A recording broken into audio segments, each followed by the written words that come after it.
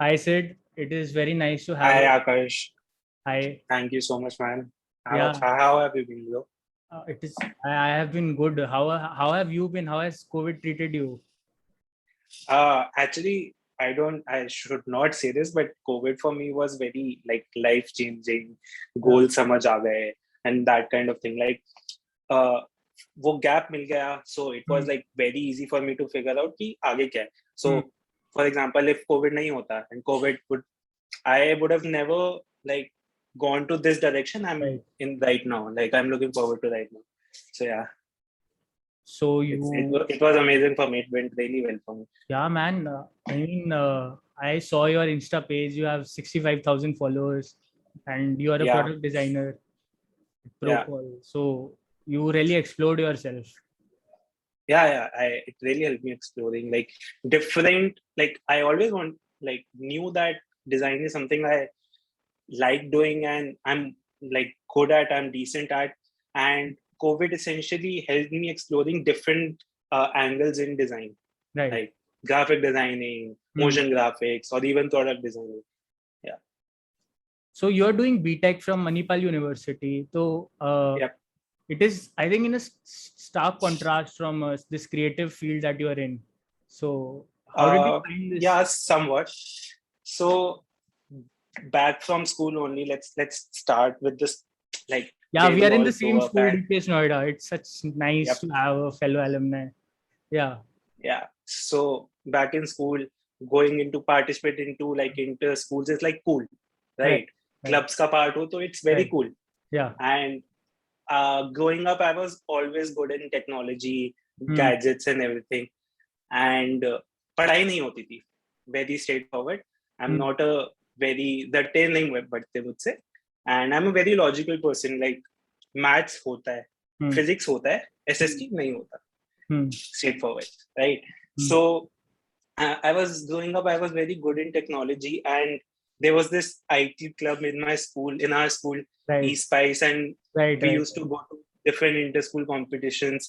Hmm. And I saw कि इस club में there's a inter-school competition for video editing, motion graphics, Right. and we don't participate like enough for that because there's no one good in that. So I'm like, why not I join it and explore it? And that's exactly Love your from where it all confidence. started. Yeah. So I was like 13 back then, and I'm like, let's go for Yeah. it. Like, let's explore it. Hmm. And that's exactly when everything started, and I got into design. Yeah. Yeah. So can you explain to us layman what product designing actually means? What product designing actually means? Okay, so uh, let's say you are a user, right? Right. And you're going to use Swiggy, Hmm. right? So you don't know how to. So if you're a kid, you won't. Hmm. So Swiggy's target audience is like someone who's our age, like Right. Right. who's good with technology and everything. Hmm. So our job as a designer is to make your lives easier, to let you know that where to how to add food into your cart, how to like it should be straightforward. Like Right. देखा वहां पे button है, ये करा ये करा ये करा. We use color, typography, and everything to make your lives easier. As simple as that. So how to use coupons या फिर वो delivery वाला भैया कहाँ पे है? So all this So you. there's Yeah. a logical reasoning behind every single thing. Right. Why coupons ऊपर है, why delivery नीचे है. Hmm. The business perspective, logical reasoning, हर चीज बीच में आती है before we take a simplest of decision कि ये इस कलर का ये बटन का कलर ऑरेंज क्यों है, इसके पीछे भी रीजन है, right? There is every single element has a reason behind it, and that's my job to figure it out ki Right. how should we meet our goals, business goals and product goals, to make the product better. तो you say कि हर उसके behind reason है, तो are there any Yeah. psychological principles that you have to learn or apply in your job? So definitely hota hai, there are hundreds of principles, but as you grow in, like as you get more experience, first day pe you never know anything, right? First day pe there's no one ki mujhe sab aata hai. And So you have been as you for get 2 years, right? Yeah, I've been into product designing for the past 2 years. Right. And it comes with time, right? जितना explore करोगे, जितना deep dive करोगे in the product you are making, जितना customer से बात करोगे, जितना analyse करोगे मेट्रिक्स, उतना ही कस्टमर्स के साथ बेसिकली जितना कनेक्ट कर पाओगे ना यू पर्सनली, बिकॉज स्विगी का मैं खुद भी एक पर्सनल यूजर हूँ, right, and if I am a product designer in Swiggy I would better be able to connect with them कि ऐसा होना चाहिए, but it get better with time. So the terms like UI, UX, and design, they're used kind of interchangeably by normal people. So can you differentiate? Okay, so UI is basically how good it looks like. Swiggy अच्छा दिखता है, right? Color orange है, that's a part of the UI, right? यहाँ पे ये icon use हुआ है, that's a part. यहाँ पे ये typography use हुआ है, that's a part of the UI. Whereas UX is basically how good the experience is. Right. कि Swiggy on when I feel delightful. Right. मुझे मजा आया, मेरे को use करके बहुत ज्यादा मजा आया कि मुझे the simplest thing like ordering food इतना seamless था कि मेरे को कुछ उसमें blocker नहीं आया, कुछ नहीं आया. The easiest thing, right? That's the part of the UX कि ये वाला पूरी from adding cart to actually adding like ordering the food, it takes like less than 10 seconds. That's the experience part. Right. And what about design? So design is like a shell that it has multiple angles, as I said, multiple variants, multiple angles, whatever we verticals, whatever we like to call. And UI, UX are essentially like motion graphics is everything under design. Like design is ideally an umbrella with all these different elements. Okay, got it. Yeah. So if we speak in terms of user experience, what is the most ideal user experience that a customer should have? It really depends from product to product. There are like, you can't essentially say that this is going to be the best user experience until you actually test it out with the users, right? So it's a very how do you say it? It's a very iterative process that we test something, we get data, we use that data to make another feature, and then we roll it out, we test again, then we use the data again. So it's a to and fro method to just roll out the features, roll out our product roadmap. Right. This is one thing that is in very high flow these days, that the user interface keeps on changing. When a person gets adapted to the interface, like you can see on Instagram, the reel button is now in the middle. So the people get confused clicking on it. So how often should the user interface be changed for the sake of convenience? And how often should it not be for the sake of adaptability? So everything comes down to user feedback, going into metrics, and essentially finding out if the user is liking it or not. So in the case of Reels, what happened was that if I'm not wrong, one day TikTok was banned, and in just a few days Reels were like pushed off. So Facebook had a very, like Instagram, Facebook had a very good window to actually push out Reels to the whole world, right? So they took that window very efficiently, and so Reels is essentially made to like increase the user engagement on the app significantly. Like it's very addicting, right? You just swipe and swipe and swipe. So they wanted to like increase so it's my philosophy that they wanted to increase the user engagement on their app. So the best thing, and TikTok was totally out of the game before more players copy the idea. Facebook jumped into it and rolled it out to the whole world, and it was the search button was like before in the center, and maybe the second icon, and it was moved on the top, and they essentially wanted to prioritize the Reels section because that's a game changer for them, clearly, right? The creative economy part on Instagram, majorly, it was always there, but majorly like had an exponential growth after the Reels came into the picture. So that also enhance the experience because more people click on Reels than the search button. So as I said, like user experience is not just about the users.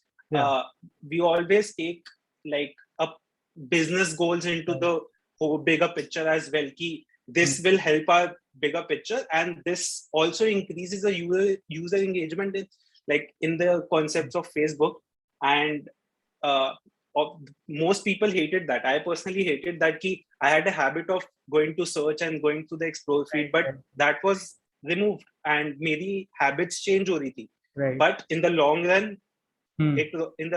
I'm like, whenever I open Instagram, I don't explore through my feed, right? I go through my reels first, Right.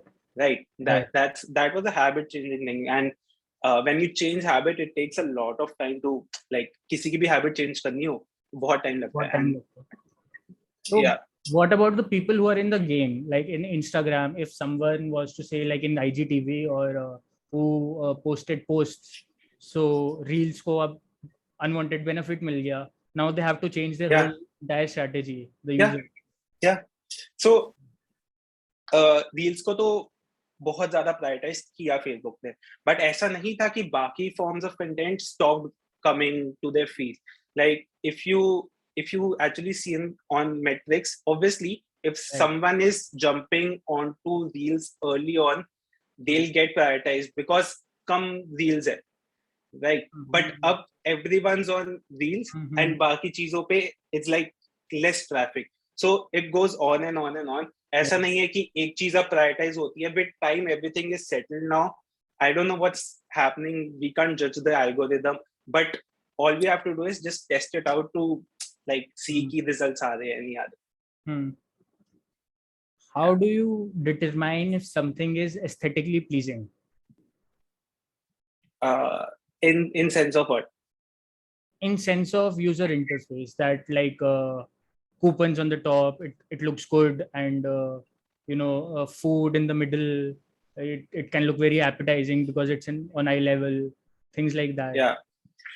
So it's not really about how good it looks like. Right. So there are two different things, like art and design, right? Yeah. Art is essentially sundar dikhna chahiye, Hmm. how good, how eye catching it is, right?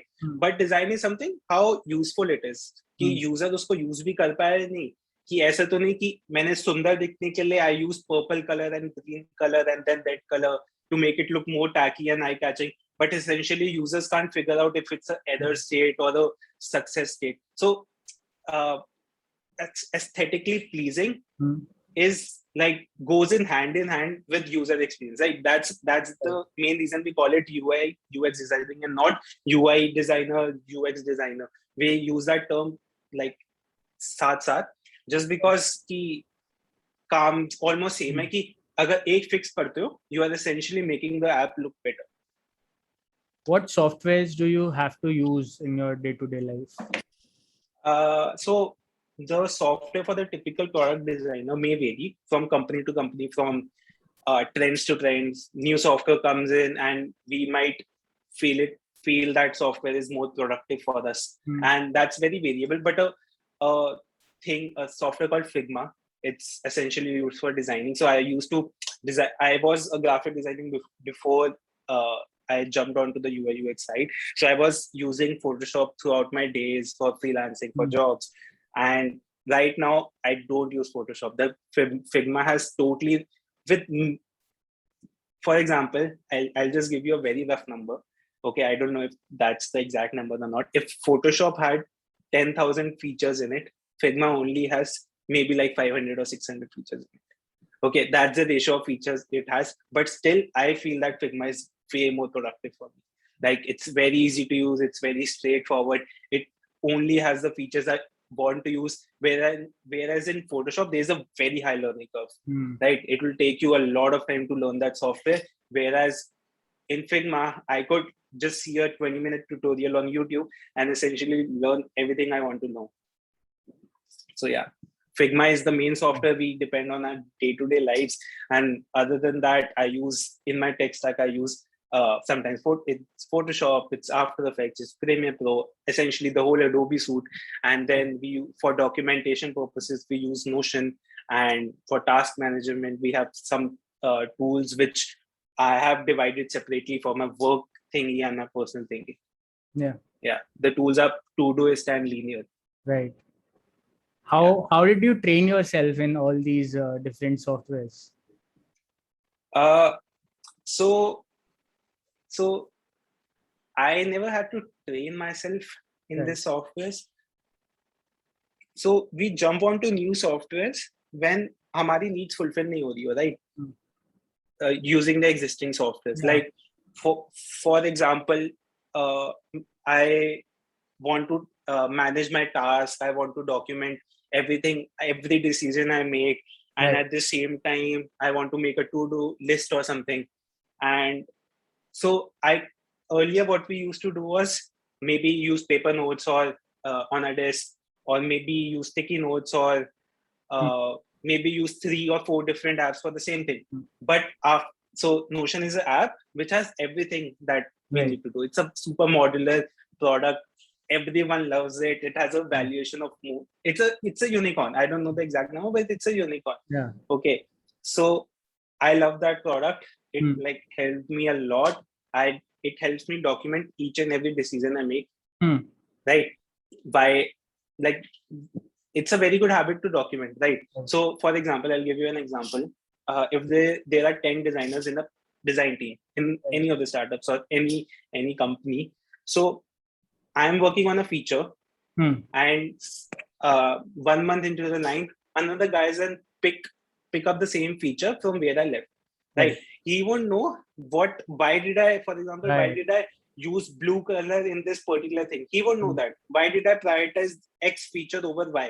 Why did I use that feature and brought it to the top, and why not XYZ, Right. right? So if I have perfectly documented everything Right. uh, in a document or wherever I want Yeah. to, the other guy, the next person who's going to pick up that feature will essentially know each and everything about why I made a certain decision, because it will just reduce to and through and make us more productive. So Right. documentation is very important in like any job basically, but we really use it really well. Other than that, Notion is also used for uh, various other tasks like managing your uh, in-hand tasks, your future tasks, anything. How many saves do you have to make for a project? Like after every step, like do you save, or after every 10 minutes, or you don't save? Uh, so ideally, what I personally do is Mm. I don't. So there are certain decisions which are very obvious, Right. like our brand color is blue. That's the reason I use the blue color wherever the primary action has to be taken, right?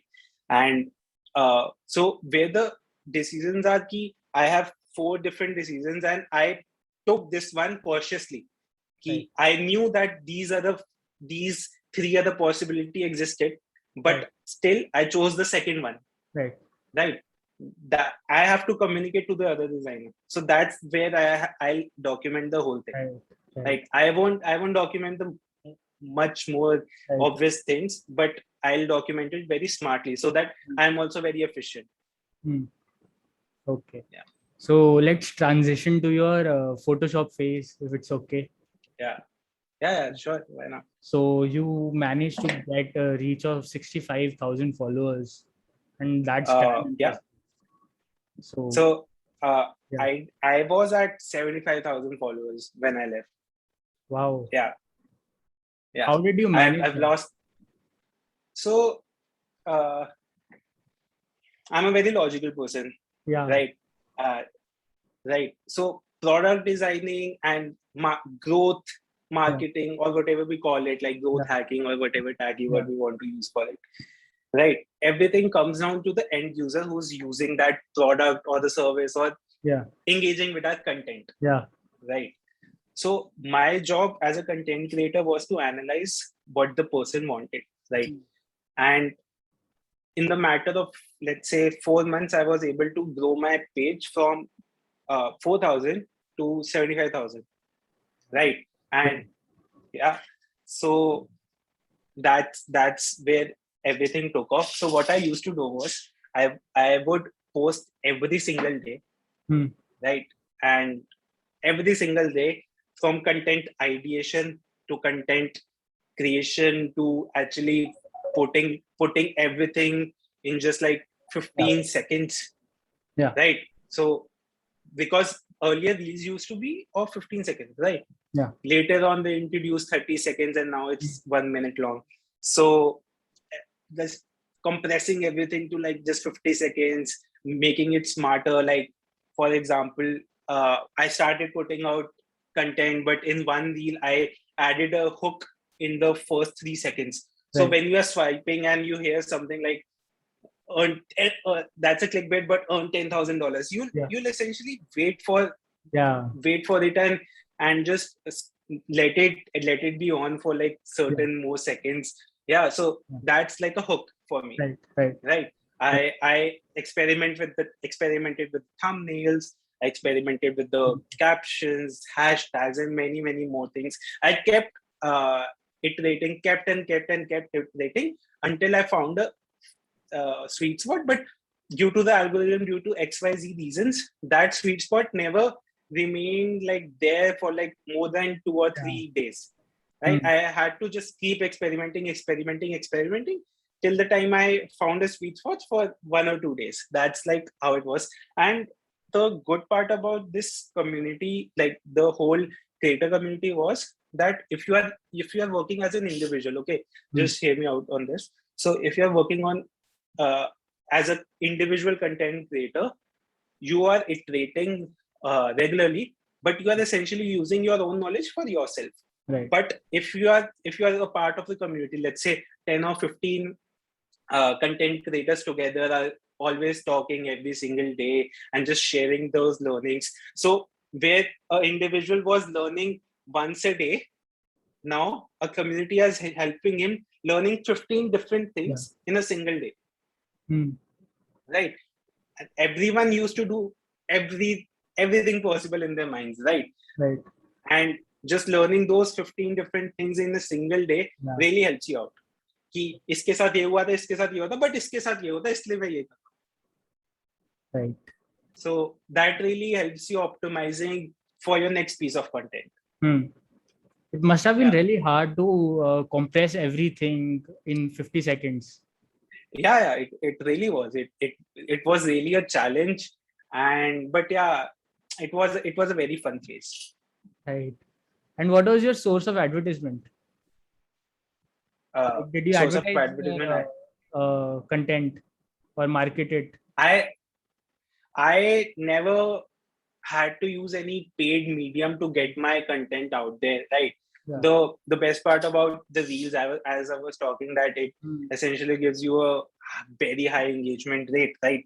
So if your content piece is like good enough, the quality is good, and you have a very strong community with you, like the community of creators who is essentially sharing your content on their stories and to and fro, it's going on to and fro. You would never need to like advertise your content to reach a much larger audience, right? Right. All the engagement is super organic and like it was amazing. Yeah. So any parting advice you can give to aspiring influencers, how to? So there's a reason I stopped posting on Instagram. So Instagram was, so let's start from the beginning. Instagram was a photo sharing app. Like in very simple terms, you used to share photos and maybe videos too with your family and friends. And slowly everything started moving to creator economy. Slowly. Like carousel posts came down, IGTV came down, right? They were trying to optimize it really well using different types of concepts of content. And it from being a source for being connected to your friends and family to actually being a source for entertainment. Right. Now it's all about entertainment. You would, if you have like a good network of 200-300 family members and friends, like you have 200 or 300 followers of family and friends, you would rarely, maybe once or twice a week, you'll see a post from them. And most of the other times you would see a random reel or random piece of content on your feed. So the things have changed, right? So that was the main part why I took a leave, or maybe a sabbatical, or whatever we want to call. Maybe I'll come back in the future when I have enough time on my hand. So I decided to that it's turning into an entertainment platform. And what I wanted to do to put my content out there and maybe make a good thing for myself. No doubt it was giving me, like, I was getting 1,000+ followers every single day. No doubt I had like 20 million plus views on Instagram in just a matter of 4 months, right? Yeah. And I was getting a lot of good projects using Instagram. The project were thousands of dollars, but I was not getting aligned to it, right? First of all, it became an entertainment platform. Right. One day my reels are reaching hundreds of thousands of views, and the other day I would barely get 5,000 views on my video, which is, if you're putting in the same effort, right, every single day, it's very disheartening and very demotivating. Like, you wait for the results to come. You'll always be like on the metrics channel on your Instagram thing, on the metrics page on your Instagram, and you'll be just analyzing isme kya hua and what not, what ye kya reason hai. You will try to think super hard, and it feels very, if this continues over the period of time, it feels very disheartening ki in a week all your reels went up, and in the second week nothing is going up. And everything that you learned from those 15 other people, the years of experience, all gone. That doesn't make any sense anymore. Yeah. Right, because it's the algorithm is learning. We don't know what's happening on the back end. We just make assumptions ki ye aise chali hogi. Maybe this, maybe that, maybe ki acha content. We don't know why the audience is like doing this. There are basic fundamentals ki save zyada hai ya ye hai. But sometimes I posted a very good meme. It had like thousands of save, 5,000 plus likes, but I barely got 60,000 plus views on that video. Whereas some other video reel I posted, which had less number of saves, less number of comments, less number of likes, got like 200,000 views. So it was like a mix of everything. And at the end of the day, I was not happy making content. I was putting in 3 or more hours of work every single day, and I was done. As simple as that. I feel you were also like somewhat making something educational, and as you said that it was moving towards entertainment. Yeah. That's the main reason I pivoted towards Twitter, because Twitter is like a I won't say high intellect thingy, but I feel much more connected to the audience that's present there, because it's not yet an entertainment platform. I don't know where it goes from here, but I personally use Twitter for learning stuff. I follow these CXs of different startups. I follow these crazy individuals who are posting content every single day, and I get to learn a lot from them. How do you feel about LinkedIn?